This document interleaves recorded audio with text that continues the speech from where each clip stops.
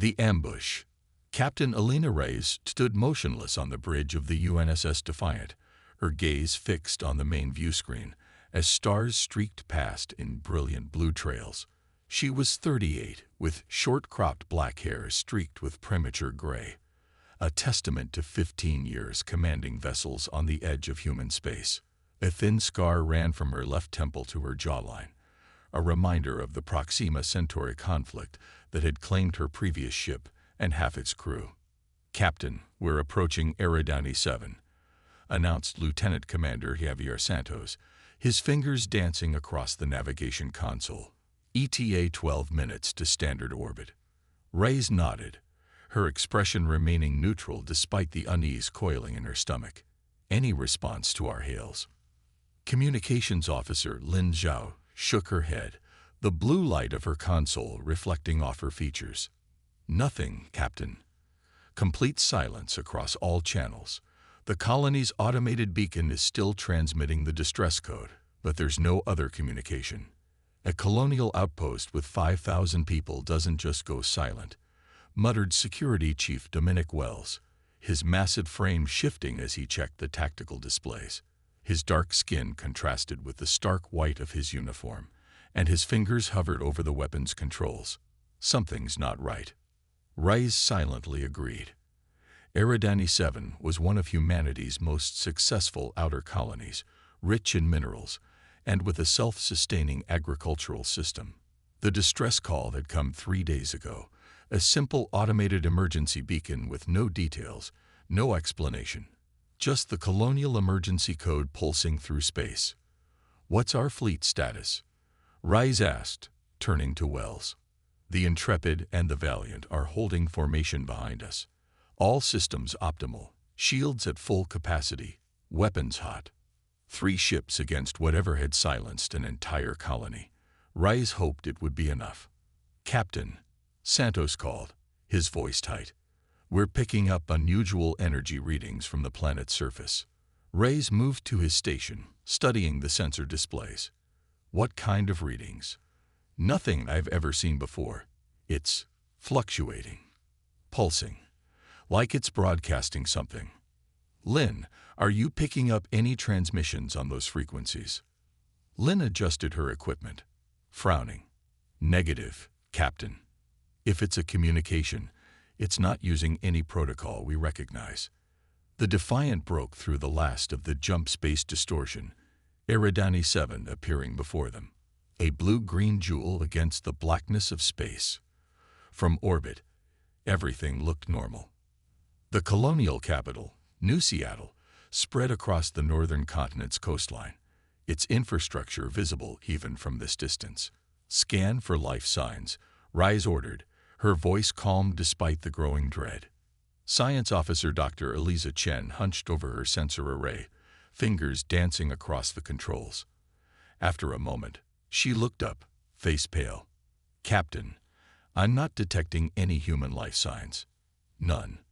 A heavy silence fell over the bridge. 5,000 colonists. Gone. Could it be sensor malfunction? Reyes asked, knowing the answer before Chen shook her head. "I've run 3 separate scans. The colony's power grid is still operational. Environmental systems are functioning. But there are no humans down there." Wells cursed under his breath. "Pirates? Slavers?" "No signs of weapons discharge," Chen replied. "No structural damage to the colony. It's like everyone just vanished." Reyes's mind raced through possibilities, each more disturbing than the last. "Prepare a shuttle. I want a ground team ready in 15 minutes. Wells, you're with me. Lin, maintain constant communication. If anything goes wrong, I want the Defiant out of here immediately." As the bridge crew acknowledged her orders, Santos suddenly straightened. "Captain, multiple contacts emerging from behind Eridani 7's moon." The view screen shifted, showing 12 sleek vessels appearing from behind the moon's shadow. Their hulls were matte black, absorbing light rather than reflecting it, with glowing blue lines pulsing along their contours. They were unlike any ships Reyes had ever seen. asymmetrical, with jutting angles and curves that seemed to defy conventional engineering. Not human, Wells stated unnecessarily, already activating defensive systems. Hail them, Rise ordered, but before Lin could comply, the alien vessels accelerated, surrounding the human fleet in a precise formation. They're moving to intercept, Santos reported, his voice steady despite the tension, blocking all potential escape vectors. Wells's hands hovered over the weapons controls. Orders, Captain. Hold fire, Rice commanded. Let's not shoot first if we can avoid it. Lin broadcast on all frequencies. Universal greeting protocol. Lin worked quickly, sending out the carefully crafted first contact message that humanity had prepared decades ago. Mathematical sequences, visual representations of the solar system, peaceful intentions expressed in multiple formats. The response came not as a transmission, but as a simultaneous power surge from all 12 alien vessels. Blue energy beams lanced out, not striking the human ships, but creating a web of energy around them. What the hell? Wells muttered, checking his displays. They're not attacking. They're containing us. Shield holding at 92%, reported Chen. But our engines are losing power. Whatever that energy field is, it's draining our systems. The realization hit Reyes like a physical blow. It's a trap. The distress signal, the missing colonists, it was all to lure us here. As if confirming her words, the view screen flickered, displaying an image that made the entire bridge crew fall silent. A bipedal figure stood against a backdrop of stars, its form vaguely humanoid but wrong in subtle, disturbing ways. Its limbs were too long, joints bending at impossible angles. Its skin, if it could be called that, was a shifting mosaic of dark blues and violets. Where a face should be, there was only a smooth, reflective surface like polished obsidian, with 3 vertical slits that pulsed with inner light. Humans, the creature's voice resonated directly in their minds, bypassing the ship's communication systems. We are the Quetzari. You have entered our testing grounds. Testing grounds?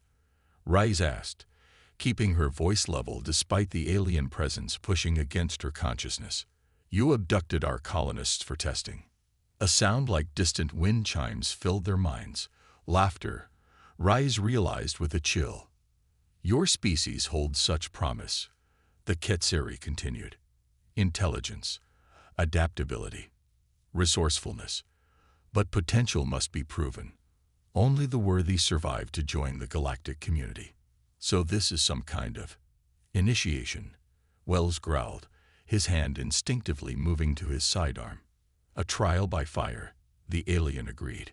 5,000 of your kind have already failed. Now you stand at the precipice. Survive, and you prove humanity's right to exist among the stars. Fail. The obsidian face tilted slightly, and your species will be deemed unworthy of continuation. Before Reyes could respond, the alien vanished from the screen, and the energy web around the human ships intensified. Captain, Chen called urgently. Power levels dropping across all systems. Life support compromised in 15 minutes at this rate. Reyes turned to Wells. Options. The Intrepid is reporting their weapons are still functional, he replied. We could attempt to break through with concentrated fire. Reyes considered for a moment. Do it. Target the nearest vessel, and... Wait, Santos interrupted, studying his sensors. Something's happening. The alien ships were shifting formation, creating a corridor that pointed toward the planet's surface, specifically toward New Seattle. They're inviting us down. Lin asked, confusion evident in her voice. No, Reyes said grimly. They're herding us, like cattle to slaughter. The energy web tightened, pushing the human ships toward the planet. Resistance was met with increased power drain. We can't fight our way out, Wells admitted, frustration clear in his voice, not without losing life support entirely. Rice stared at the view screen, at the alien ships herding them toward Eridani 7, toward whatever fate had befallen the colonists. This was no random encounter, no simple first contact gone wrong. The Quetzari had planned this, had studied humanity enough to set this elaborate trap. But if there was one thing Captain Alina Reyes understood, it was that traps could work both ways. "Set course for the colony," she ordered, her voice steady. "Let them think they've won." "Captain?" Santos questioned, surprised. "Sometimes, Mr. Santos," Reyes said, a dangerous smile forming on her lips. "The best way out of a trap is to spring it completely. Contact the Intrepid and the Valiant. I want all senior officers in a secure channel in 5 minutes." As the Defiant and its sister ships descended toward Eridani 7, herded by the alien vessels, Reyes already knew that the Quetzari had made a critical mistake. They might have studied humanity, might have observed their technology and their colonies, but they had never faced humans who knew they were fighting for their species' survival. And that, Reyes thought as the blue-green surface of Eridani 7 grew larger on the view screen, would be their undoing. The countermeasure. The descent to Eridani 7's surface was controlled chaos. The Quetzari energy web pushed the 3 human ships down through the atmosphere, their hulls groaning under the strain of forces they were never designed to withstand. "Hull integrity at 72%, Chen reported, her fingers flying across her console to reroute power. "We can make landfall, but it won't be pretty." Reyes gripped her command chair, watching as the colonial capital grew larger on the view screen. New Seattle sprawled across the coastline, its gleaming buildings and orderly streets eerily empty of movement. The city looked untouched, no signs of battle, no destruction, just the absence of life. "Aim for the spaceport," Reyes ordered. "It's our best chance for a controlled landing." Santos adjusted their descent vector, fighting against the alien influence. "The Intrepid and Valiant are following our lead, Captain." Minutes later, all 3 ships touched down on the massive landing pads of the colonial spaceport, the metal groaning under the impact. As soon as they were grounded, the Quetzari energy web dissipated. "Power levels stabilizing," Chen announced with relief. "Life support returning to normal parameters." Reyes didn't waste a moment. "Wells, assemble a security team. Full tactical gear. Lin, maintain open comms. I want to know the second those alien ships make any move." Within 20 minutes, Reyes led a 12-person team out of the Defiant. The air of Eridani 7 felt wrong somehow. Too still, charged with an electricity that made the hairs on her arms stand on end. The spaceport terminal stood empty before them, doors open as if inviting them in. Commander Alexei Petrov of the Intrepid and Captain Zara Okonkwo of the Valiant joined her, each with their own security details. "What's the plan, Captain?" Okonkwo asked, her dark eyes scanning the empty spaceport warily. "Because walking into an abandoned colony feels like the beginning of every horror story I've ever heard." Reyes nodded toward the Central Administration Building. "We need information. Whatever happened to the colonists might tell us how to deal with the Quetzari." "And if they're waiting for us?"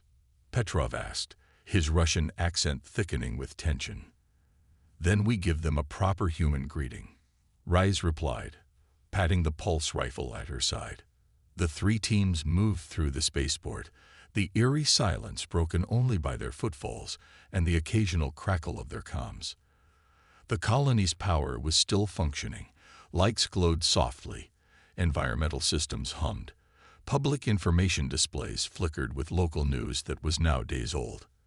They reached the administration building without incident, finding doors unlocked and computers still running. Reyes accessed the colony's main system, while Wells and his team secured the perimeter. "Captain," Lin's voice came through Reyes's comm. "The alien ships are maintaining orbit. No movement, but they're definitely watching us."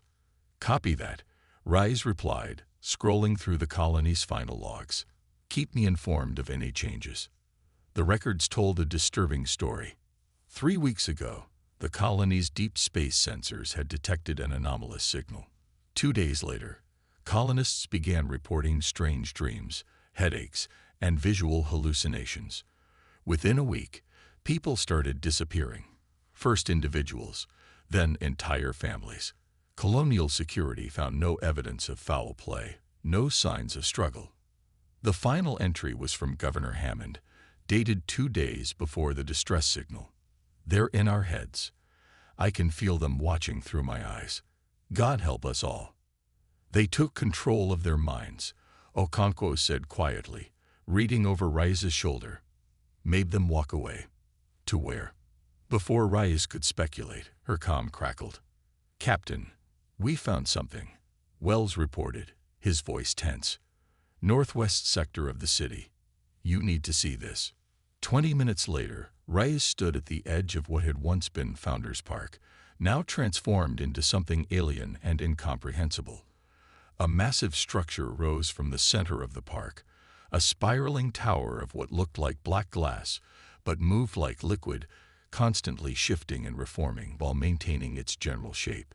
Blue energy pulsed through it in regular intervals, each pulse sending a wave of discomfort through Reyes's mind. It's some kind of beacon, Dr. Marcus Way said, scanning the structure with handheld equipment. Way was the Valiant's weapons specialist, a brilliant scientist with a reputation for unconventional solutions. Those energy pulses match the frequencies we detected from orbit. What's it doing?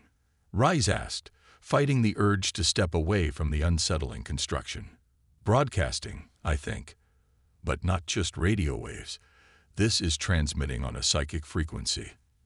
That's how they got into the colonists' minds. Wells gestured to the structure. So where are the colonists? Way adjusted his scanner, pointing to the base of the tower. Inside. Or, they were. These readings suggest organic material was broken down at the molecular level and absorbed. The implications hit like a physical blow. 5,000 people consumed to power this alien beacon.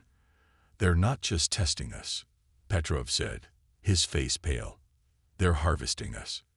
Reyes turned to Way. Can we destroy it? The scientist hesitated. Maybe. But there's something else here, something familiar about the energy signature. He worked his scanner again, brow furrowing in concentration. Captain, this technology is advanced, but it's not incomprehensible. The base principles are similar to our own quantum communications research. What are you saying? We looked up, a strange light in his eyes. I'm saying we might be able to reverse engineer it, turn their own technology against them. Reyes felt the first stirring of hope. How long? With the right equipment, maybe 12 hours. But we'd need components from all 3 ships, and I'd need direct access to this structure. Which means staying here, under their watch, Okonkwo said grimly. Reyes considered their options. The Quetzari could attack at any moment, but they seemed content to observe for now. Perhaps this was part of their test, seeing how humans would respond to the discovery of their fate. Do it, she decided. But we work in shifts, and we maintain constant watch on those ships. For the next 10 hours, crews from all 3 vessels worked feverishly, stripping components from their ships and bringing them to Way's improvised lab near the alien structure. The scientist worked with manic intensity, occasionally muttering to himself as he pieced together what he called a psychic reflector. The Quetzari are using our own minds against us, he explained during a brief break. This device should create a feedback loop, turning their psychic energy back on them. You think they're susceptible to their own weapon? Rise asked. Way smiled grimly. Every predator has its weakness, Captain. These aliens rely on psychic dominance. But human minds are chaotic, unpredictable. We don't process psychic energy the way they do. When this reflector channels our collective consciousness back at them, amplified and focused, he left the implication hanging. As Wei returned to his work, Reyes received an urgent communication from Lin aboard the Defiant. Captain, the alien ships are moving. They're forming a tighter perimeter around the colony. Reyes looked up at the sky, where she could just make out the dark shapes of the Quetzari vessels against the clouds. They know what we're doing. How close is Wei? Okonkwo asked. Not close enough, Reyes admitted. She made a quick decision. Get everyone back to the ships. Prepare for emergency launch. We can't escape, Petrov reminded her. Their energy web will drain our systems before we clear the atmosphere. We're not running, Rai said, a plan forming in her mind. We're going to give the Ketseri exactly what they want. A direct confrontation. As crews hurried back to their vessels, Rais pulled Wei aside. How much longer do you need? 2 hours, minimum, he said, frustration clear in his voice. You have one. And you'll need to finish it aboard the Defiant. She activated her comm. Wells, get a team back here to help transport this equipment. Priority evacuation. Wei protested. Captain, moving everything will set us back. Doctor, Rice cut him off. In 1 hour, this colony is going to become a battleground. I need that device operational, wherever you have to finish it. As Wei reluctantly began packing his equipment, Rice gathered her fellow commanders. The Ketseri want to test our worthiness. Let's show them what humans are capable of. Captain Okonkwo, I need the Valiant to make a break for orbit. Draw their attention. A diversion. Okonkwo nodded. We can manage that. Commander Petrov, the Intrepid has the strongest shields. I need you to position directly above this park and prepare to channel all power to your ventral deflectors, creating a protective umbrella. Petrov understood. And the Defiant? Ray smiled thinly. We're going hunting. 50 minutes later, all 3 ships were airborne, hovering above New Seattle. The Ketseri vessels descended in response, their black hulls blocking out the sun as they formed a hemisphere above the colonial capital. Captain, Lin called from communications. We're receiving a transmission. The main view screen flickered, and the obsidian face of the Ketseri appeared once more. Your resistance is unexpected, the alien voice echoed in their minds. But Fupel, you cannot defeat what you do not understand. Rice stood tall, facing the alien presence. Perhaps it's you who doesn't understand us. Humanity doesn't take kindly to being treated like lab rats. The vertical slits in the alien's face pulsed. Your species has potential, but lacks discipline. We have watched you for decades, studied your conflicts, your divisions. You are not ready for the greater galaxy. Yet here we are. Rice countered, figuring out your technology in hours. Imagine what we could do as allies instead of test subjects. Allies. The alien sound that might have been laughter filled their minds again. You misunderstand your position. You are not being evaluated for alliance. You are being assessed for usefulness. Before Rice could respond, a powerful psychic wave emanated from the alien ships, hammering against her consciousness. Around the bridge, crew members clutched their heads, some falling to their knees.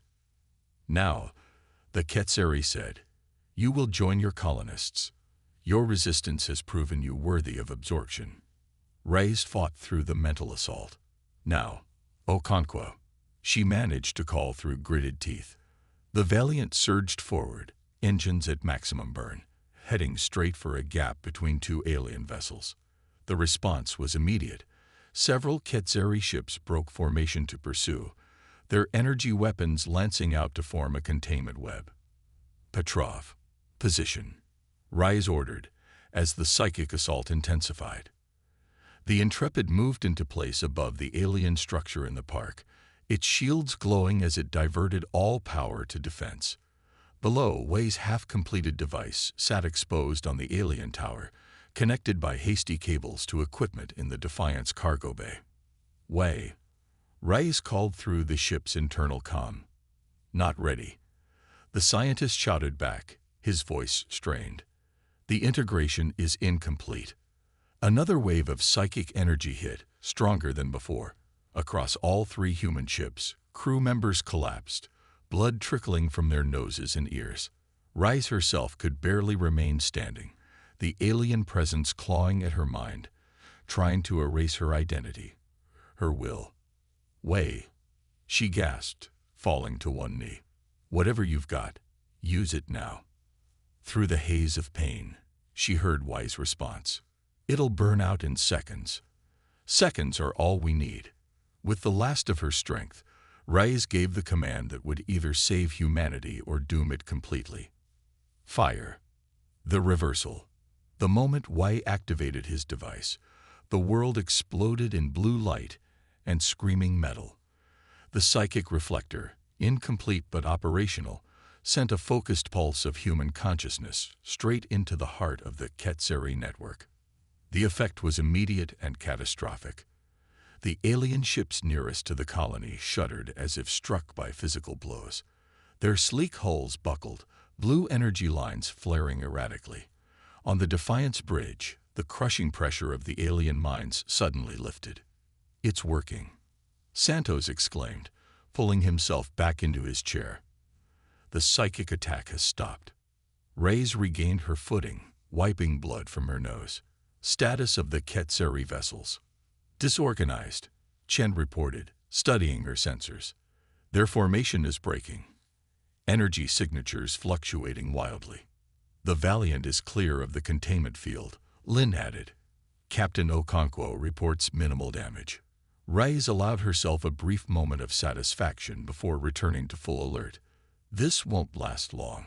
Y said the reflector would burn out quickly. "We need to press our advantage." She opened a channel to all 3 ships. "This is Captain Reyes. The Quetzari are vulnerable. Shift to offensive operations. Target their propulsion systems first. I want them grounded." The human ships responded with disciplined precision. The Valiant, now free of pursuit, swung around to attack from behind. The Intrepid maintained its position above the alien structure, but diverted power from shields to weapons. The Defiant surged forward, targeting the lead Quetzari vessel. Pulse cannons and railguns fired in coordinated salvos, striking the alien ships while they were still reeling from the psychic feedback. 2 smaller vessels lost control, spiraling down to crash into the empty plains beyond New Seattle. A third, hit directly in what appeared to be its engine core, exploded in a spectacular burst of blue fire. "Keep pressing," Reyes ordered, adrenaline surging.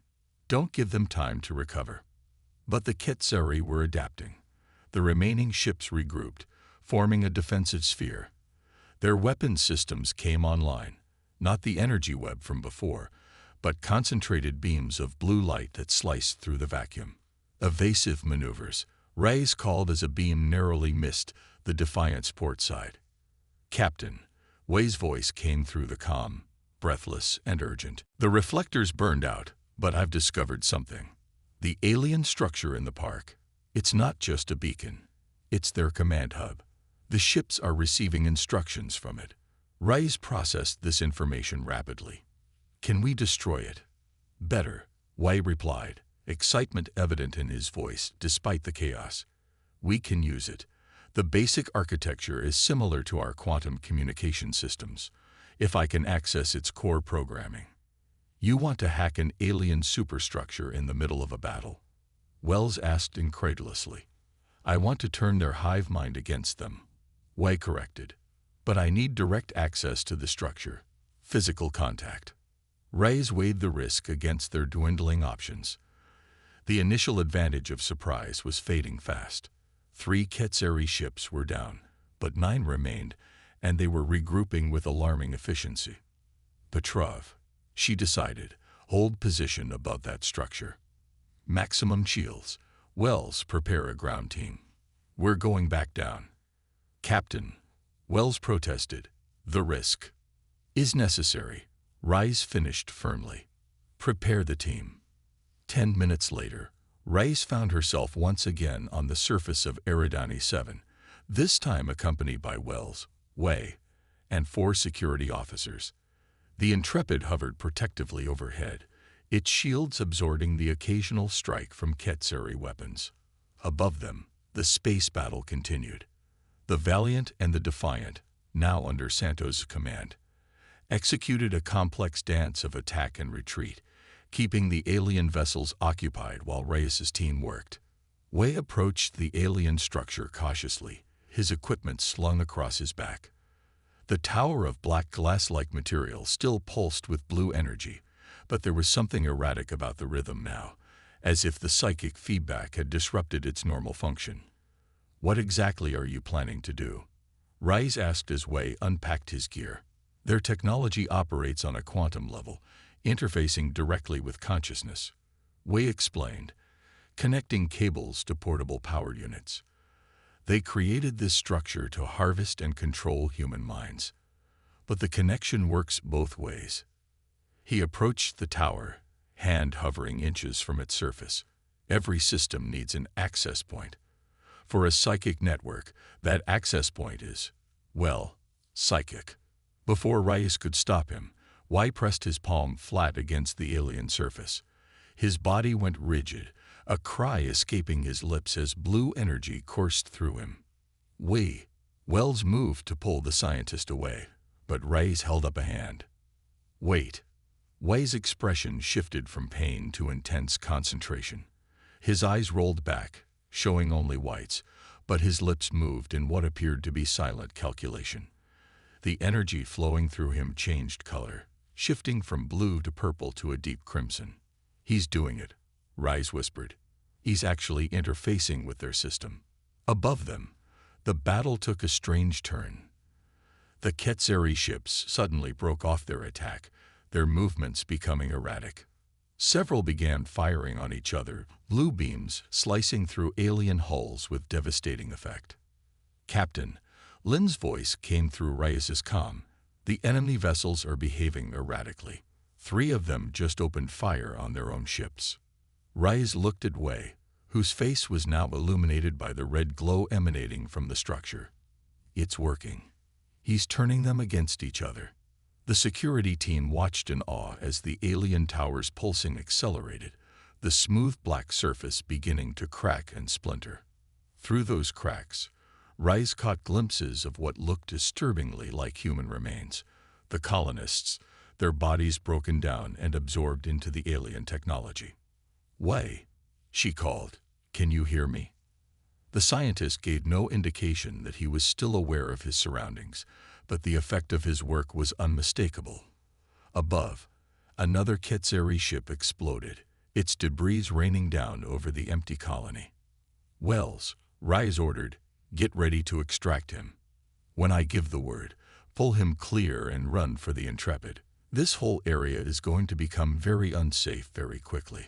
The security chief nodded, positioning himself behind Wei. The tower's pulsing reached a fever pitch, the red energy now so bright it hurt to look at directly. Fragments of the structure began to fall away, disintegrating into dust as they hit the ground. Now, Rise commanded. Wells grabbed Wei, yanking him away from the tower. The scientist came free with a gasp, collapsing into the security chief's arms. The moment contact was broken, the tower's glow intensified to blinding levels. Run, Ray shouted, helping Wells support Wei as they sprinted toward the Intrepid's waiting shuttle. Behind them, the alien structure imploded, collapsing in on itself with a sound that wasn't heard so much as felt, a deep, psychic scream that echoed in their minds. The shockwave of energy knocked them forward, sending them sprawling to the ground mere meters from the shuttle. Get in, get in, Rise urged, dragging Wei's semi-conscious form up the ramp. The security team piled in behind them, and the shuttle lifted off just as a secondary explosion ripped through what remained of the park. From orbit, the view was spectacular and terrifying.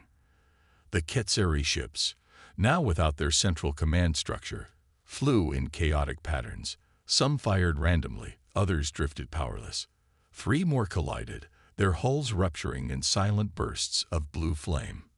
Status report, Rise demanded as she returned to the Defiance Bridge.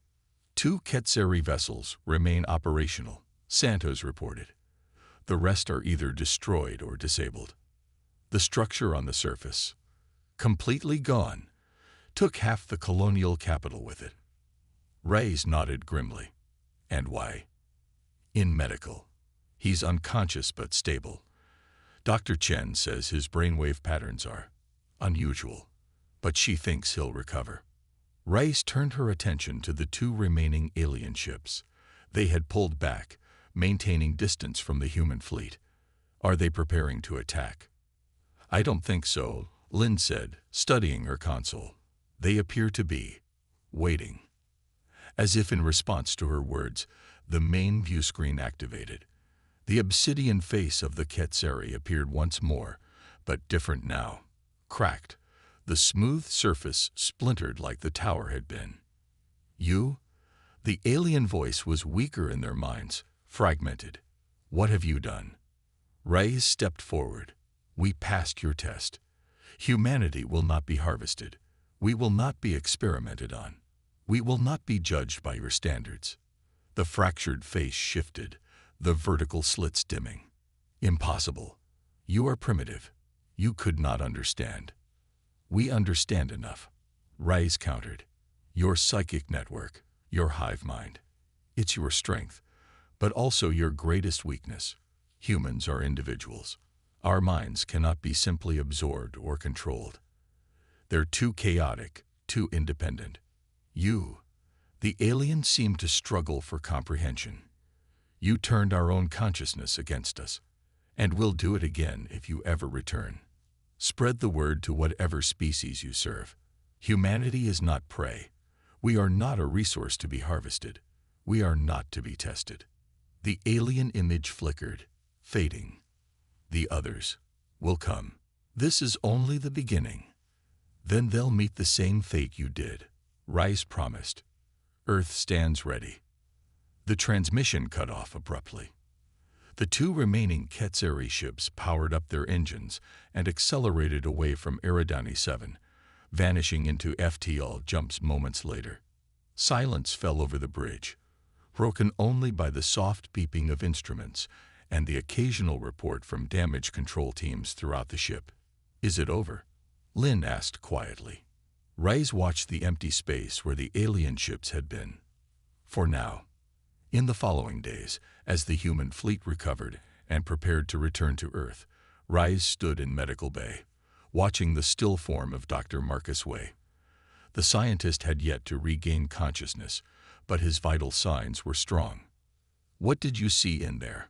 She asked softly, knowing he couldn't answer. What did you learn about them? Captain. Chen's voice interrupted her thoughts. The science officer entered the medical bay, datapad in hand.